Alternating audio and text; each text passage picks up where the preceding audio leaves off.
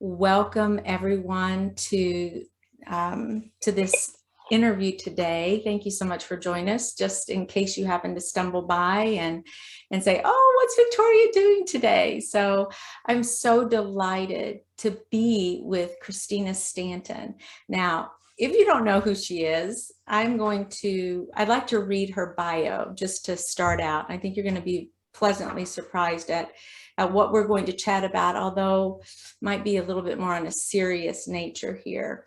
But Christina Ray Stanton is a Florida native who has lived in New York City for almost 30 years. Both Christina and her husband, Brian, have worked for Redeemer Presbyterian Church for 20 years. And I have to tell you, that's the church that Tim Keller, Dr. Keller, he's not the head pastor now, as I understand it, but for 20 years or so, he served as head pastor there. He is one of my all-time favorite speakers, teachers, pastors. I listen to his sermons every night. So sorry, I could go off on my own little Timothy Keller kind of tangent, but that's one of the things when I was reading about Christina, I saw that Kathy Keller, Tim's wife, had endorsed her book. And we're going to talk about Christina's book in a moment. But that really caught my attention. I'm like, oh, I wonder how she knows Tim Keller's wife. So at any rate, let's see. So Christina is a licensed New York City tour guide. That's pretty cool. Who has led thousands of people on tour since 1995. In 2017, she founded a nonprofit called Loving All Nations. I'd like to talk a little bit about that too. That sounds so interesting to me, Christina. And this organization helps the world's poor and vulnerable. Christina has written 2 books and over 20 articles that have won awards and have been featured on TV channels and in top publications all over the world. She is a sought-after speaker on the subject of 9/11, and that will be our topic for today. So, Christina, thank you so much for appearing on the Choose to Think podcast. We're so happy you're here. Thank you so much for having me on. Yeah, I just can't stop smiling here. Although I've put quite, like I was telling you earlier, I put quite a bit of prayer into this interview, because what a subject. And we do want to remember, I have adult children, and I think they could all remember 9/11, at least when it happened. And we're coming upon now 20 years after the incident. And they were just little. Well, my youngest, I think, was maybe around 2 or so. And so he may not have the recollection that his older siblings have, but we all probably can remember where we were when that occurred. And before we get your story, I also want to read what perhaps it may preface your book or be on the cover or the promo for your book, which is called Out of the Shadow of 9/11, because it's very gripping just to even read this. And this is what it says. They were average New Yorkers, but in the aftermath, they became American refugees. Just stop and think about that for a moment. When the planes hit the Twin Towers, Christina Ray Stanton's life changed forever. As the new dawn of terrorism began, the Manhattan resident and her husband fearfully witnessed the impact just 6 blocks away from ground zero. As toxic dust spread into the air, the Stantons boarded a boat off the island and into the unknown. Think about that. With a close friend dead and their beloved dog clinging to life, the Stantons' faith in God was tested. But after months away from their home, Christina trusted in a higher purpose to claim a stronger future. And this is their story. Out of the Shadow of 9/11, an inspiring tale of escape and transformation, is a little-told story of the far-reaching collateral damage of September 11th. As a longtime local and veteran tour guide, author Christina Ray Stanton shares an intimate journey of the harrowing event. Through her long road to physical, emotional, and spiritual recovery, you'll discover your own inspiration in tough times. And, you also speak of telling these emotionally, having this emotionally raw perspective. And that just grips us and is perhaps so relatable.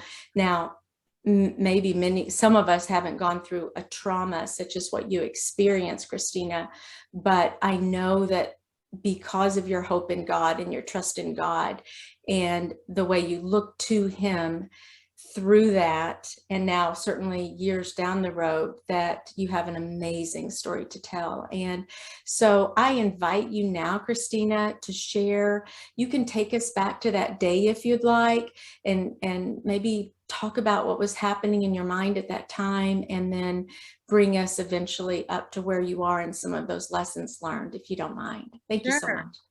I'm going to even go back even a little bit further, very briefly, just to give you some context of where I'm from and why I even moved to New York. I'm actually from Tallahassee, Florida. I was born and raised in North Florida and went to church, was baptized at age 11. But like happens sometimes, I fell away from the faith starting really in college. And when I moved up to New York City in 1993, I was kind of well on my way of maybe even rethinking my faith from a very basic premise. I just thought, I'm in a new city, a new life. I want to kind of throw away all of my presupposed just whatever I might have inherited down from my parents. I'm going to question all that, and I'm going to come up with my own version of life and meaning, and starting afresh in this new town. I'm 23 years old, and so that started kind of like my own journey into it's called adulting. But again, just kind of questioning everything that I'd ever learned or knew or grew up in. Was my faith part of a Christian culture that I had been immersed in when I was growing up? And was I okay with that? Did I actually believe that as an adult? And I'm not necessarily in a completely, Christian environment 24/7 here in New York City. So, when 9/11 approached, I was newly married. We'd been married for about a year and a half. I think I was 31 at that point. My husband was 34.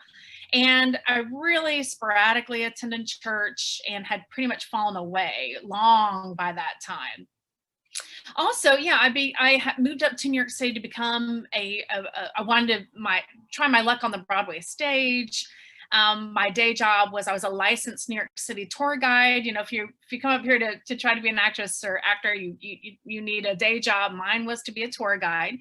And I had taken thousands of people to the observatory and the original World Trade Center site, and that was kind of my jam, is giving walking tours of the original World Trade Center site. So, when I got married, I just kind of felt like everything that was going on with me kind of culminated in that marriage of like, okay, yeah, new life.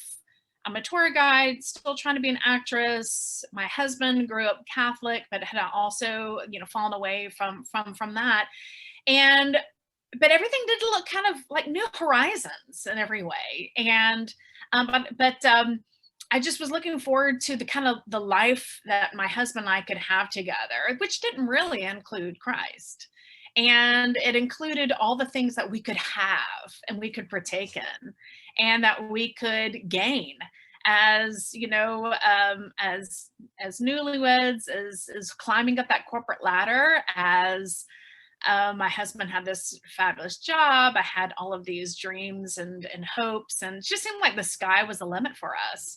And the apartment that we moved into, kind of our, let's say, newlywed apartment, I'd always, when I was single, lived in Times Square. He had found an apartment for us in the financial district. And he said, hey, I found this great apartment. And I was like, whoa, who lives in the financial district? That's business, that's finance, that's not really residential. I take tours there because it's a historic part of town, and it's where the World Trade Center is. But when he showed me the apartment, I was like, ding, ding, yeah, I'll take this one, because it had this wonderful 300 square foot terrace that overlooked the Twin Towers, and it was 6 blocks away.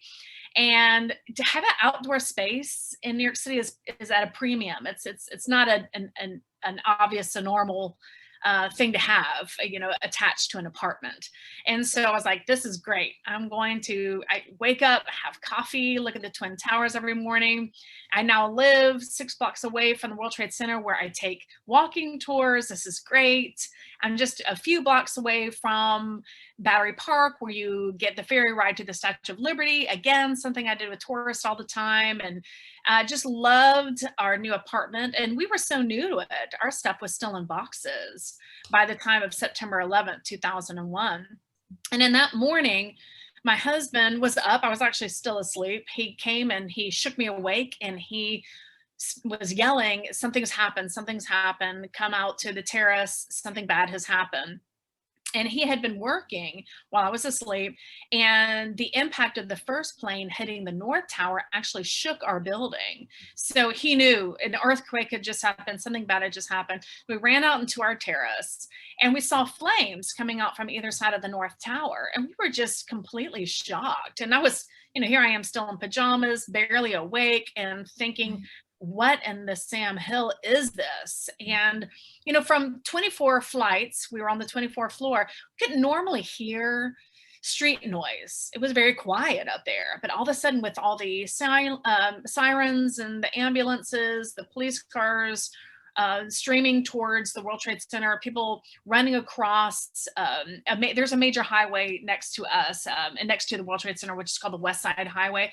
But there were streams of people running across that 6-lane highway, screaming at the top of their lungs. Wow. All of a sudden, all this noise started filling my senses. And I just felt like I was watching a widescreen TV. When all of a sudden, over my right-hand shoulder, the second plane came right over us. In fact, my husband's done the math and realized it was 500 feet above us, but went right in front of us, and it turned a little bit, what I call the 8 o'clock and 2 o'clock, and went straight into the South Tower. And, the shock waves from that impact actually kind of blew us back into our apartment.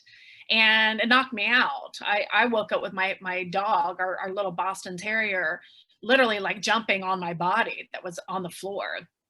And I remember trying to, my husband was yelling different things. And one thing that I caught he was saying was, do you want your shoes? We got to get out of here. And I just popped up.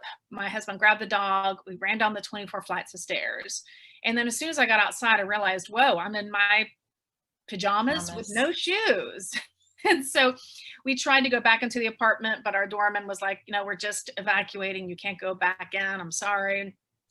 But, when we went back outside, I realized everybody's in all different states of dress. No one cares what I'm wearing or not wearing. I put on my husband's socks, and I felt, okay, we're going to get as far away from this as possible. So for us, if we were south of the Twin Towers, far away, the farthest away we could get was Battery Park. So Manhattan, the island of Manhattan, ends in a 25-acre park called Battery Park. So once we got down to Battery Park, we felt safe. We felt far enough away from the Twin Towers that falling bodies, falling debris wasn't going to hit us from there. And I remember just sitting by the water's edge and looking at the Statue of Liberty, and it was such a beautiful, clear day. And I remember thinking, if I drowned out all this noise from my ears, and if I didn't turn around to see the burning towers that were looming over the park, you would think that everything was just fine with this kind of a day. And just looking at the beautiful Statue of Liberty that I visited at least once a week with tourists. And then all of a sudden the ground began to shake. And I think we all understood at the same time that a tower is coming down, and people just went crazy, because what had happened was what ended up being what we all thought was a safe haven ended up trapping us, because there was nowhere to go. We could only run so far. And if the Twin Towers had fallen lengthwise and in a direction, that would have killed so many more people, and it would have reached us in the park. And we all were aware of that. Then all of a sudden that we're not safe at all.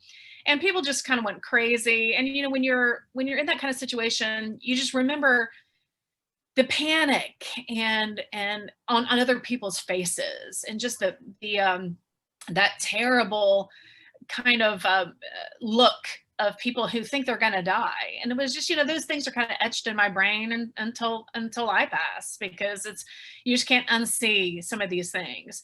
And we also couldn't see the towers falling down. You gotta understand, we were actually too close to the Twin Towers to see them implode, because what happened is it kicked up dust immediately. And it almost was like a snow globe over us. We couldn't see the sky. We couldn't see 10 feet in front of us. We couldn't see. We were also immediately covered with that dust and debris. So we were yellow. We couldn't see anything. We couldn't see out into the water. But we were aware that thousands of us were all of a sudden now kind of locked into this 25-acre park, surrounded by this dust and debris. And then secondarily, smoke. So this black smoke coming from the fires, it pretty much surrounded us in that park. And that's a point where my husband and I, and again, we'd been married about a year and a half at that point, said goodbye to each other. And we did, which was such a bizarre situation when you're that young and you're newlyweds. We'd never seen each other in that kind of anywhere near a panicked situation, and all of a sudden we're saying goodbye, because we really thought if it gets any worse than this, that means that we're done, because it just doesn't get much worse. And so I remember looking at him and thinking, wow, I'm so glad that I found the love of my life before I died, but wow, this is the end of the road, all that for that. Meaning, looking back, I really did have those kind of flashing before my eyes of, what have I even done with my life? What have I done? What did I do? And all the things that I wanted to be, like a Broadway actress, and just none of that did me anything at that point. It couldn't help me. It couldn't save me. It couldn't make me feel better. It couldn't. And, the thing that did matter, which I was very aware of, was a relationship with God. I just remember thinking, well, I didn't really have any. And so what does that mean? And where am I going if I'm going somewhere? Like, and is Brian going with me? And which is even though I was with Brian, it was a very lonely feeling. And I was surrounded by thousands of people going nuts in Battery Park. And so I was definitely not alone, but I felt very, very alone. It was a very, very sad feeling of, wow, this was such a short life. And then, like, how prepared was I to be in this moment at 31 years old? Not prepared at all. And so, what happened was this famous story that you probably heard of the famous 9/11 boat evacuation. So the Coast Guard knew that thousands of us were trapped down in Battery Park. And the Coast Guard issued a CB radio call saying, hey, boat owners, boat operators in the area, go down to Battery Park and pick people up. We don't care where you drop them off at, but we've got to move these people off the island. They're trapped and they're unsafe. And I do remember looking out onto the Hudson, seeing all of these boats converge. You got to understand, I'm very used to seeing boats on the water. I'm a tour guide. I do tours on boats. And I just remember thinking, wow, look at all these boats. I've never seen so many in the harbor and in the Hudson. But they started docking, and we got on one, and that particular boat dropped us off in Jersey City. And we spent the night in New Jersey, that point, still in pajamas, still yellow. And we got into the city the next day, but we weren't able to get back into our apartment, because our apartment was basically so close to the attack zone that, for several reasons, about 25,000 of us were displaced for several weeks after the attacks, which is kind of a little known story. But anyway, and then I felt like things kind of just stagnated for us. Things didn't get better, so to speak. Our dog had tried to lick his fur to clean himself, being all covered with dust and debris. And turns out there was ground up glass and wood and toxic things in that dust, and it shredded his insides, and he clung to life for weeks. We took him to a vet, and the vet was like, his esophagus is shredded, and there's, it's hard to sew up an esophagus. My husband graduated from Clemson, and he realized that one of his fraternity brothers died in the North Tower. And it just, again, couldn't get back to an apartment. You know, it's very discombobulating. I learned how it is to not have a home. It was a short-lived situation. Certainly we weren't refugees in the sense of what a lot of people face around the world, but for 2 weeks, it was, yeah, it was kind of dehumanizing. I'd never been in that situation before.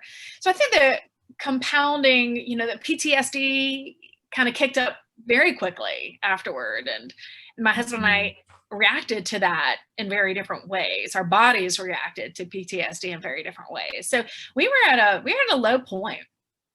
And I'm going to talk more about my book, how God met us at that low point and really brought us into relationship with him through 9/11, and unexpectedly and surprisingly, and how, especially since I have this hindsight of 20 years, since this is the 20-year anniversary, is looking back and seeing how God literally, took us under his wing and just brought us into a relationship with him at definitely our lowest point, and how he brought us into a Christian community, and how he orchestrated all of our steps in the aftermath that led to him.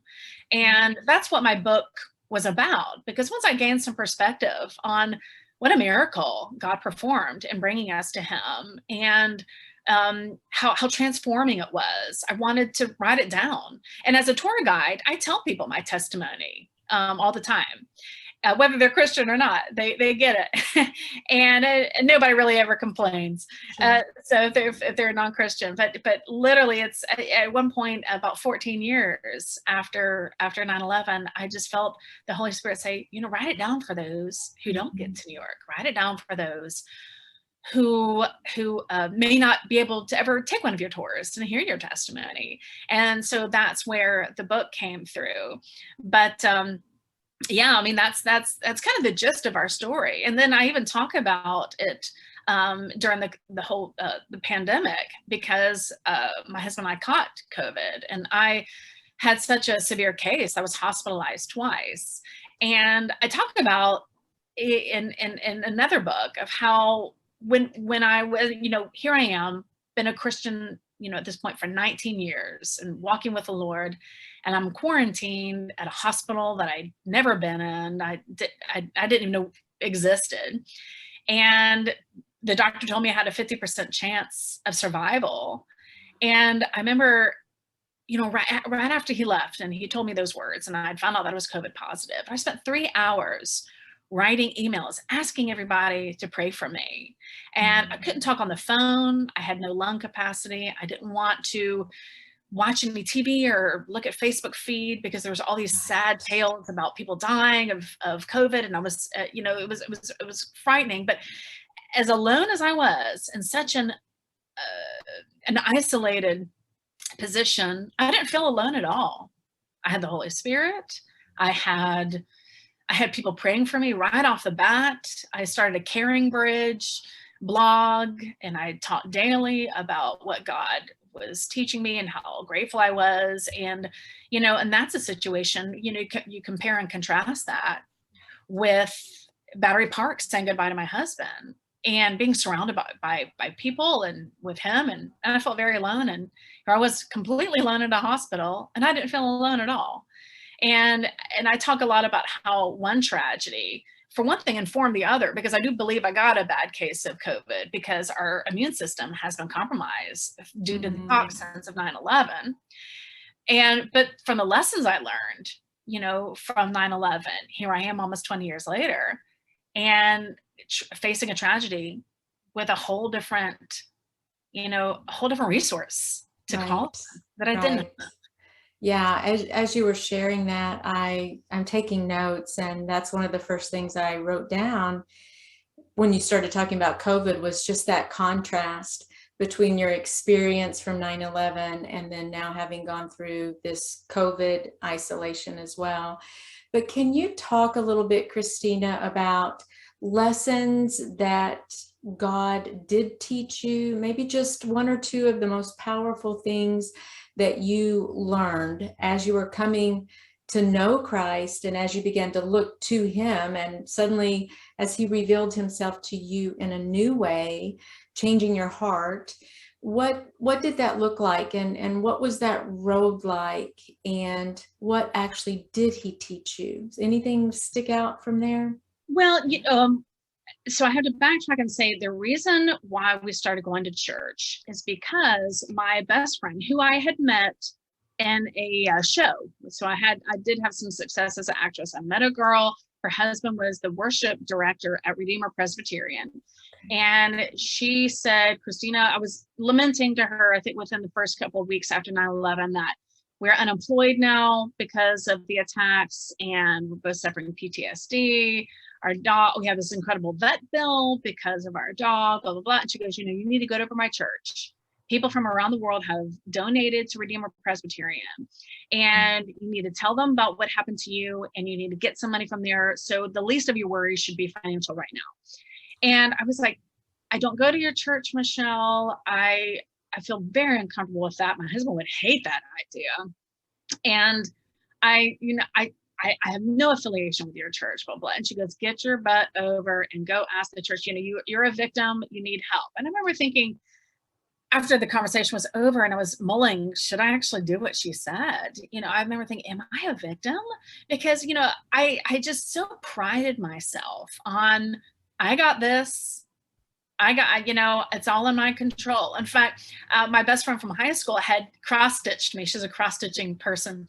And she cross-stitched me this thing. I still have it. And I had it hanging. I brought it up to New York, and it was hanging in my apartment. And it said, everything that I am to be is simply up to me. And that was my mantra. Everything that I want, everything that I can get is me and what I can generate. And is on my strength and on my power and my willpower and my, nose to the grindstone. And part of,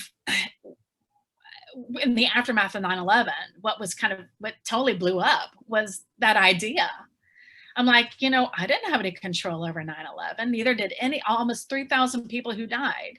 They didn't have any control. It's, whatever I am to be is simply not really up to me. It was up to people who decided to attack America. That's who was in control at that point. And so it really busted up that idea of how much control I do have. And so when I went to the church and did ask for money, that was definitely a walk in humility as well. I'd never asked for money. I gave money to things. For the weeks that we were displaced, I went to the Salvation Army daily to get toiletries and food and clothing, because we still had what we had left on our backs. We didn't even have that because it was so filled with dust and debris that we'd actually thrown it away. And to take the help of strangers was difficult. And a lesson in humility, and a lesson that, we're in community with each other. When it's time to need help, you need help. And it really impressed me also that people had donated to this church. And that, like, wow, look at this, people from all over the world is giving to this church, and they're distributing this money. So for people like me, and so it took me a while to figure out that it was for people like me. I really was a victim. And we started going to church there, and we heard this famous sermon from Tim Keller, who spoke, after 9/11. And I'm going to read just one little excerpt, but it had a huge impact on me. He said, so Tim Keller said, we don't know the reason that God allows evil and suffering to continue. But we know what the reason isn't. We know what the reason can't be. It can't be that he doesn't love us. It can't be that he doesn't care. And why? Because he got involved with his son. Christianity alone tells us that God lost his son in an unjust attack. So I heard that message, face to face. I was there. We went. And we went inspired by this church, who had been so generous in helping us out and helping a whole bunch of New Yorkers out. And so that was one thing that I learned was, how much we don't have control. over our lives. And, turning to, and how to help reach out to others and ask for help, and the importance of community. Because as soon as we started going to Redeemer, we got very quickly involved in a community. We started going to Bible studies. We started getting involved in ministries and outreach programs, and even went on a mission trip in 2003. And I learned that too very much, and during COVID, of how important community is. Because here we are 20 years later, people, they're sick, they'll call up CVS, order groceries and medications. Well, guess what? When we got COVID, there weren't deliveries. It was completely backed up. We did actually rely on other people. We relied on people from our church because we had to. And it was another lesson, even in this day and age, when things are at our fingertips, guess what? It's still not on our, on our fingertips. We need each other. And especially in March 2020, when we got COVID, there was so much that was unknown, even more so than there is now, that, I was relying on prayer in a way that I really never had, just because there was nothing, again, to rely on. This was absolutely, again, out of my control, whether I lived or died. And I just was, again, yet again, here we are, Lord, you're in control. I'm not in control. And I give you my sense of control. I am just here. And if it's the end of the road for me, I want to die graciously. I want to make sure there's no anger or malice or anything in my heart, but yeah, so those are some things I've learned along the way about the importance of being in community, and the importance of the fact that we're not in control, and really getting that, and how important prayer is. That's beautiful. I love the quote that you shared also. And if there's one thing that Tim Keller does so often, he always brings the reader or the listener back to Jesus. And it always melts our heart, right? No matter what he's saying up here, and it's all so intellectual but relatable. And then suddenly the big punch is bringing it all right back to Jesus. And it's so powerful that way. So I love that. That was an amazing quote. I probably heard that sermon as well. And the lessons learned, I did wonder if, and I don't know if, not to presume for you to speak on your husband's behalf, I'm sure his journey was a little bit different, but did it share some of the aspects that your journey has had, or that you've experienced? How did he actually make that switch himself? Was that something you did together, or, there's a mystery in right. that rededication and that whole process. It's so deeply personal, but I'm just curious what that might have looked like for him. I would actually say that he turned to Christ quicker than I even did. And I remember when we started going to church there, I still had some of my old belief systems that I had to work through. He, however, did not. He was like, I've tried to do this on my own. I don't want to do this on my own anymore. The only thing that matters is Christ. He was absolutely hook, line, and sinker. I'm ready to commit my total future to God. He was on a kind of a fast track with IBM. He had also worked as a hedge fund guy. He, in normal situations, he was on a trajectory that could end with a pot of gold, literally at the end of the rainbow. And he was like, yeah, I don't really care. I just really care about having Christ in my life. And not that there's anything wrong with certainly working for IBM or a hedge fund or anything like that. It's just in his mind, he gave all of his finances, all of our finances, to God. And he was like, whatever idol he had, he was definitely willing to give over right away. There were a couple of things that had to die a death with me, of things that I quote unquote wanted. And that was fine. So in some ways, I had more of a process. He was actually probably 2 or 3 steps ahead of the game, in my opinion, from me. So interesting. Your experience may have been a little bit more like mine. I was converted when I was in my 30s, my early 30s, but my heart changed, but my head wasn't so sure. And so that propelled me into years really of research and study and trying to line everything up and kind of understand things. And of course, also have a reason for the hope and to help me prepare to speak about my own faith and why and how I came to Christ and what that really means in practical ways in the here and now. I think also, Christina, that many of the viewers, many of the listeners on the Choose to Think podcast will, like I said earlier, will remember 9/11. My own children will remember that day. But my grandchildren, not so much. They're going to be reading about that and experiencing that in a different way. And I wondered, as we're wrapping up, what do you want people who don't have any kind of memory or recollection of that event, or maybe weren't born at that moment, like my grandchildren, what do you want them to know about that experience?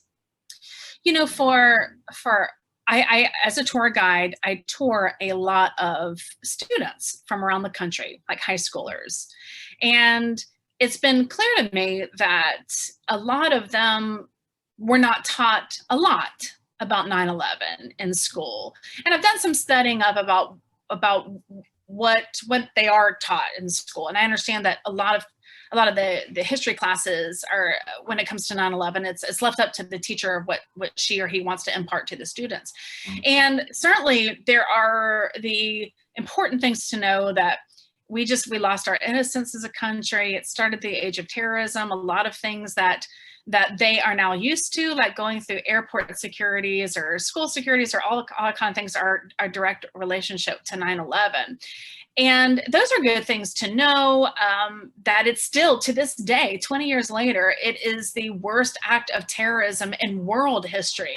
It's not just an American soil type one, or it hasn't been usurped, in the year since. It's still considered the worst act of terrorism in world history. So historically, in a lot of ways, it's just good to know it's history. It's something that deeply affected the psyche of the United States in every single way. But then, and then there's things to know about the attacks themselves that, again, are good to know. Just how there were so many heroes that came out of the background, not just the rescue workers who died in the attacks, or who died trying to save people, but just normal civilians just really rose to the occasion and just were there for each other, even to the end. Strangers who died together because they didn't want to leave each other, in the buildings. And there's so many wonderful, heartwarming stories about heroes. And the 9/11 boat evacuation is just a beautiful story, that of man helping man. That is just, it's important to know. But I think spiritually, I just some concepts to know. It's just that we live in a broken world. And I remember thinking after 9/11, like, I'd heard about evil. I'd seen some evil, growing up, but nothing along that level. And I remember thinking, I don't know if I want to live in a world that has that amount of evil, that gets that bad. I'm not even sure I'm interested in living in a world like that. And that was a huge thing for me, to have felt that kind of, brokenness and evil manifested in this world that we're living in. But it's a reminder to the younger generation that it's real. It is absolutely real. And even though I really hope that there's not 11 in their lifetime, there probably will be. But even if there's not, the Bible says we're going to suffer. It's just going to happen. And we all have to be prepared. And what I always say to the younger generation is, whenever you suffer, whether it's from God, forbid, a 9/11, or just suffering that we all undergo, that they don't face that without Jesus. I wouldn't wish that on anybody. And because it can get ugly, and we're all going to see it, every single one of us. So that is just something to, if I could impart that, and I've tried, Right. that when push comes to shove, it's gonna fall, and it's gonna fall badly, and it's going to shake you to your core. And you gotta, what is your core?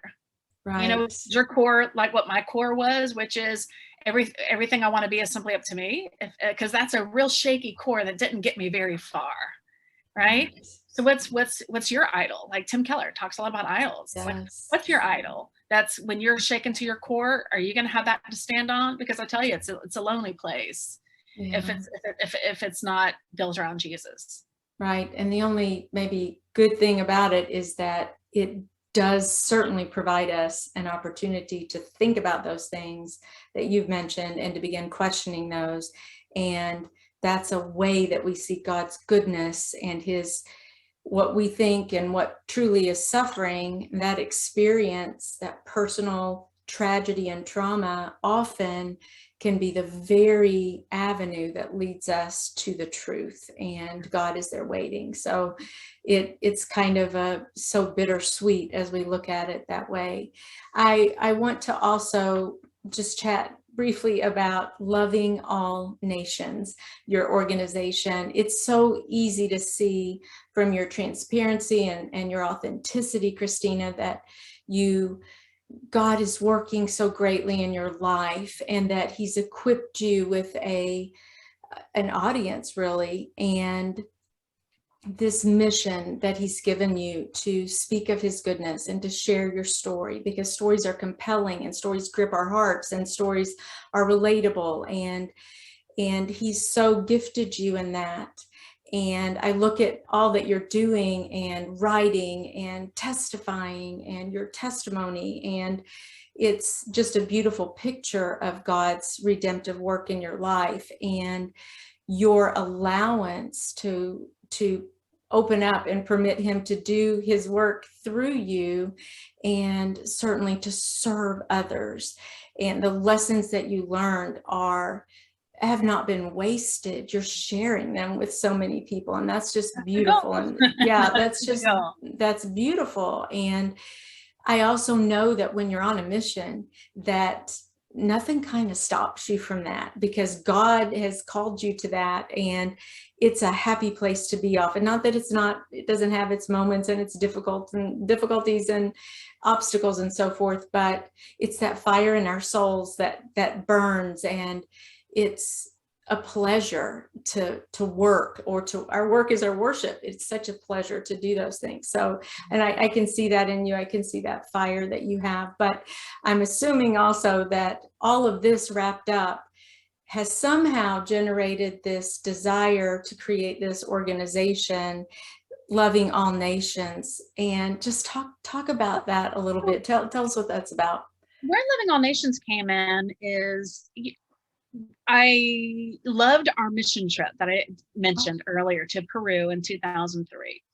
And our church had a very small missions program, and we Redeemer Presbyterian is a very large church. So I asked if I could be the director and take it over and grow the program, and I was told I could. And once we started taking Redeemerites on mission trips, we went all over the world. I started seeing different types of suffering, right? I just loved the country of South Africa. And yes, there's great poverty there, but I also have to say there's also great joy.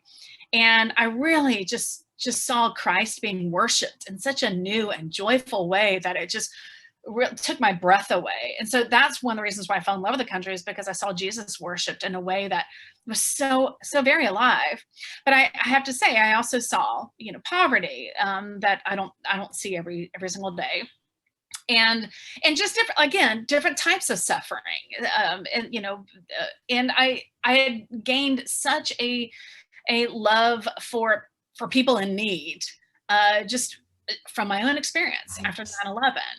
And when we would come back from our mission trips, I know that the teammates wanted to help alleviate that suffering as well. And there wasn't always an easy way to give to Christian organizations and Christian orphanages and churches and things like that. They were trying so hard to meet people at their time of need and alleviate suffering. And so I initially started Loving All Nations with my husband to have another venue for in which people can help. With what we were seeing on our mission trips, but it's morphed since then. And it's morphed to countries that are undergoing a natural disaster. So for instance, last year, we were very active at Loving All Nations because poor communities fell harder into poverty due to the pandemic. And so we held a lot of fundraisers to help these communities address really food insecurity and people who are newly out of work and already kind of tenuous work conditions as it was. So I'm just so glad that we can, in a very pure firm, we take no overhead. It's just pure money going to the people who oversee the community and help provide help to their communities. And we have these wonderful partners and a lot of different countries who really have their finger on their pulse on the community and know where the need is, and they're pointing to Jesus Christ at the same time. So it really was born out of missions and wanting to expand what the missions department does at Redeemer. But I guess to go even further back, it really came from 9/11, and it came from just knowing that when you've gone through your own fiery trials and know that coming out the other side, that God is true to what he says and true to his word, you want to help others through their own trials as well. And I mean, you're given a gift, really. You're given the opportunity to usher people into the saving power and grace that God offers, which a lot of people find that, as you said, when it's their time, when they come to a time of suffering, when you really are at the end of your rope and you find out that God is all you need. I want to point to Christ as other people did for me. When others are going through suffering, because that's exactly what happened. Redeemer met me at my lowest point, pointed to Christ, and that's how, and then my relationship with Christ, was forever changed through that experience. And I just want to be the same kind of beacon of light and pointing to Christ as it had been done to me when I was suffering. Well, indeed you are. That's for sure. I love that. I have not researched that, Loving All Nations, but I'm assuming that there's a website or that we can visit. And can you also tell us that website and tell our listeners our viewers, how we might reach you? How can we contact you? Yeah. So my lovingallnations.org is the Loving All Nations site. And I talk a lot about my transformation, and I'm going to be talking a lot about the 20th anniversary on my website. So that's ChristinaRayStanton.com. So I update it almost daily with just different articles that I've written that have come out. That I do have a lot of articles coming out in September, and they all have different themes and about how God basically met us and ways that we can reach out to others, and ways things that I've learned and through my COVID battle and my 9/11 battle, and just through those twin tragedies. So just so ChristinaRayStanton.com, and I'm also on Facebook. Christina Ray Stanton Books. But I'd love, again, like I don't wish people to go through suffering, but what the Bible promises is that he's going to be with us in the suffering, and he's going to comfort us, and he's going to we're not walking that alone. He's a wonderful resource of comfort and strength. And but he is the Alpha and Omega as well. I mean, we need to run to him, even of course, in good times. But again, since I came to Christ in a time of suffering, I do have a propensity to want anybody else who's suffering. And haven't we all suffered a lot? You know, this past year, 2 years, a lot of people have had deaths in the family and sicknesses and fear. And if there was ever a time of comfort and to turn to Jesus, I mean, it's now. Yes, that's a wonderful message, a beautiful way to end our interview also. So thank you so much for sharing who you are, your life, what you've learned, the lessons, and this beautiful picture that you've painted of hope and comfort, and the fact that we're not alone. We're never alone. We want to watch our thoughts on that, though, because often I can sometimes even tell myself, oh, you're all alone, Victoria, or something like that, when that's just a lie. It's not true. And so we have to reframe some of those thoughts. But what an encouraging and inspiring message that you have shared, Christina. And we really appreciate you, and we wish you just the best on all your future endeavors. So may God abundantly bless you as you continue to shine the light. Thanks Thank for you so much. Yeah, you bet. You bet.